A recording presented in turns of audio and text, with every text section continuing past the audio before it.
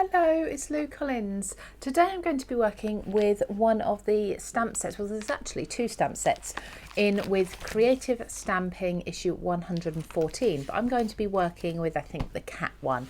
So this magazine comes with two A4 stamp sets, a huge amount for you to be playing with.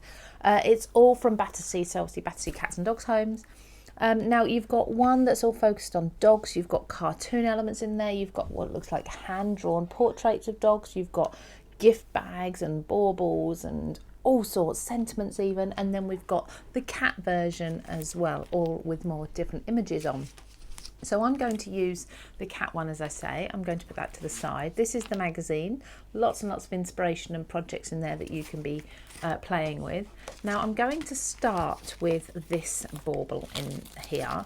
So let's just open this pack up. It's all brand new. I've not used it yet. So this is the first time that I'm getting to play with it, which is all very exciting. And I'm just going to open this up so we can see what we've got. Okay, they're really good sized stamps. Now these are super cute. We've got some here that are, like I say, cartoony, some that are more realistic. I really love this one in the bottom corner with the tail up, so hopefully you can kind of see that. But I think that's the one I'm going to work with, but I really like this big bauble as well. So let's just peel everything back. So peel the backing off. Now, it's all brand new, so you can see the quality of the stamps that you're getting just by the way they sort of peel from the backing. There, they stick quite well when they're new. So I'm going to stamp this bauble into the card here, into the middle. So I'm just lining that up around the centre of the card there. I'm going to bring it into my stamping platform and just pull these down, these magnets down, to trap that in like so. There we go. Fold this over. Oops! Now I managed to pick up the card as well. So let's reposition these. While I haven't got any ink on the stamp at the moment, let's just make sure that is still in the correct position. It looks like it is. It didn't go very far. And I'm going to use Memento, black ink, nice clear black ink. Now that doesn't look straight to me. The cardstock is straight, but the image isn't. So I'm just going to recenter this on my cardstock. And let me just first of all line it up on this grid, because it's really handy that this stamping platform has a grid. Let's line it up on there so it's straight on there. There we go. Yeah, now it looks better. That's better. Make sure it fits on my cardstock as well. I mean, I don't think the card base is wonky.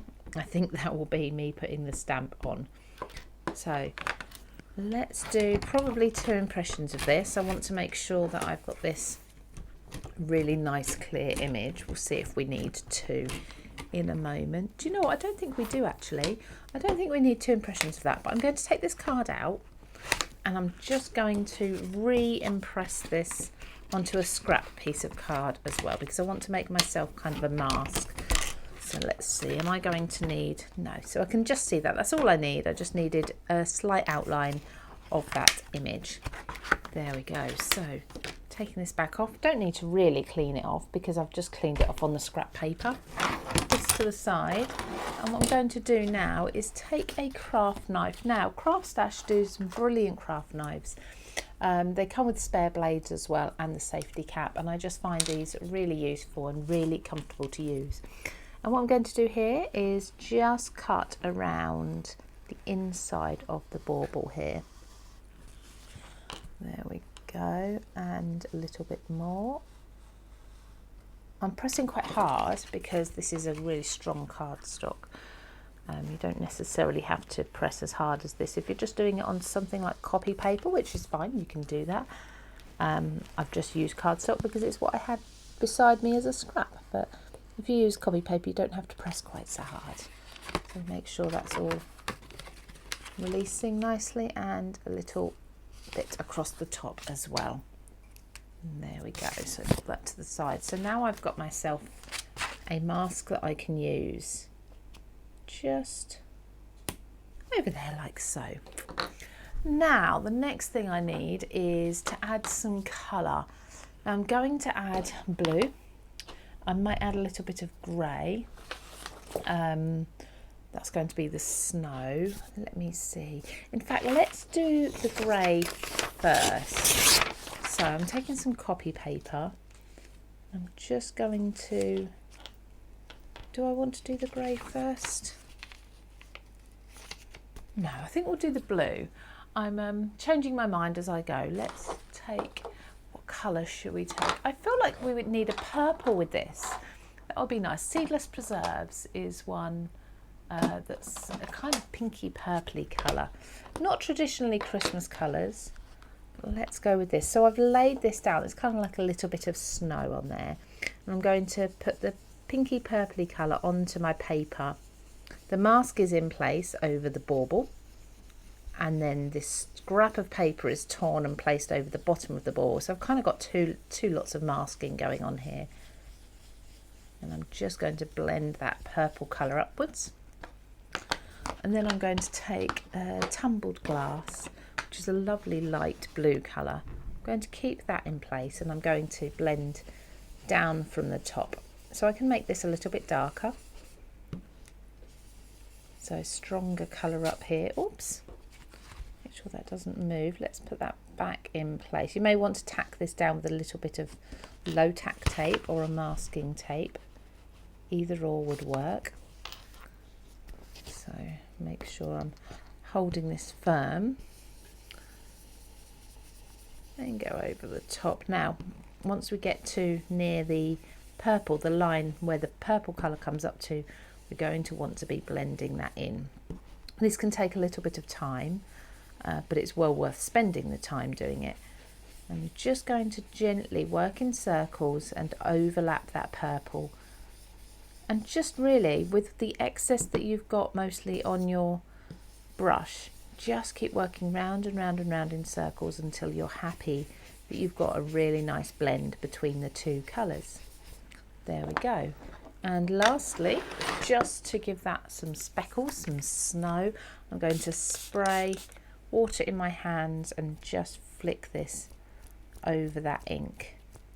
Now this can take a few minutes to show up, but hopefully, let's take this away and let's take that away. Hopefully you can start to see the kind of the snow-like effect that's coming there as where the water has hit the ink and it started to react. So I think I'm also going to take a little scrap of paper here and my grey. This is pumice stone. I'm just going to do a few little flecks upwards with the grey. And that's just added. It's very, very subtle, but you can just see a little bit of a kind of a shadow in the snow there. There we go. Now, where's the cat? I wanted to put this little pussy cat on this image. I think it's absolutely beautiful. So let's peel this off again. It's really strong, isn't it? Oh, really strong image there. We're just going to have this cat walking in the middle of the bauble there. Gorgeous, such a pretty image. And let's bring that back into my stamping platform. If I can see where I've put my stamping platform, there it is, just to the side. Starting to get messy now. So again, magnets down first of all. Put that bauble in there. Sorry, put the cat in the bauble. Not the bauble in the cat. Right, okay, now I'm going to go back in with the black and gently stamp all over the gorgeous fine detail of that cat. Now again, a new stamp, you may want to restamp it a couple of times, which is where a stamping platform comes in ever so handy. Let's see. Beautiful, absolutely gorgeous. Now obviously that cat has got a lot of ink behind it, a lot of colour behind it. So what I'm going to do is take, where's that scrap of cardstock? Here it is. On here I'm going to restamp a little pussycat. In fact, I might not do it on white. What if the pussycat was a tabby brown colour? I think we can fit him or her on there. There we go, using up our scraps. Let's use this gorgeous craft cardstock here for this little cat instead, rather than a white cat. So all we've done here on the bauble is we've marked where we want the cat to be. And now I'm just going to restamp in another colour so that we don't have the purple and the blue showing through. That onto the brown. Make sure all that lovely detail is stamped perfectly.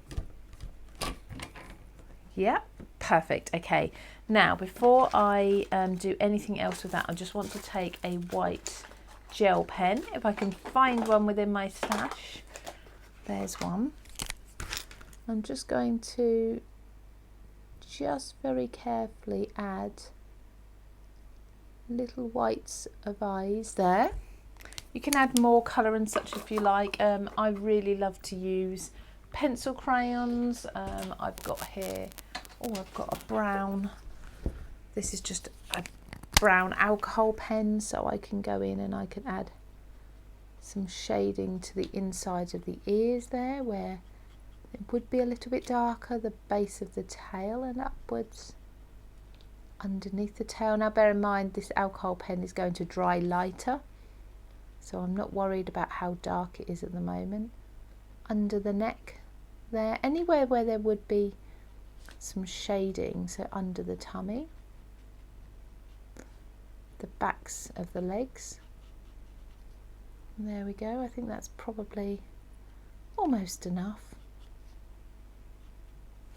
There, just a little bit of shading and colour for the little pussycat there. Now I'm going to fussy cut this out using my scissors, and as I've said before, I do like to use embroidery scissors for this.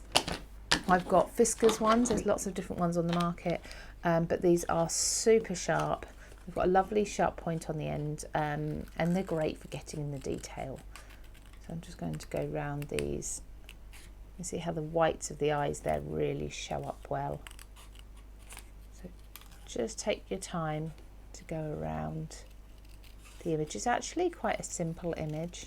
I think the detail in the stamp can sometimes be a bit misleading, but if you just go ever so slightly larger than the stamped image, so you can still capture all the detail around the edge, then you'll be fine. Around this ear as well. I'm not going to be able to keep the whiskers, but we'll have the whiskers printed on or stamped onto the background here, so we'll still see those, as long as you're putting the cat exactly where he should be, or she. Almost done now, around the bottom paw there. Now I'm going to take my craft knife again. There's a little area in here where we've got the bottom of a paw and then we've got a gap, which should be there. So just trim that out with my craft knife. There we go. It's a tiny little detail, but for me it makes all the difference. And then this cat is going to be popped down there. Hopefully you can see we've still got the whiskers where they should be. So a little bit of glue all over. I'm going to glue it down flat, because if you don't glue the cat down flat, for example where the whiskers are behind it, it will look a little bit odd, because the whiskers will kind of be in the background almost, rather than as if they're part of the stamped image. So just lay that directly over where you've stamped. Look at that, really pretty. Making sure that no edges are lifting up. Now I just need to, I love this, so we've got the spreading Christmas cheer. I'm just wondering whether this will go, because of the shape of this sentiment, it might fit around the bauble. It will look, it'll just fit around there quite nicely. That's lovely. And then I'll add some sequins, some sparkle and some bling as well. So just pop this on. Again, probably black for this one. Black ink. Oh, that's just starting to lift up, so make sure you keep pressing the edges of your cut out pussycat down until it's completely dry.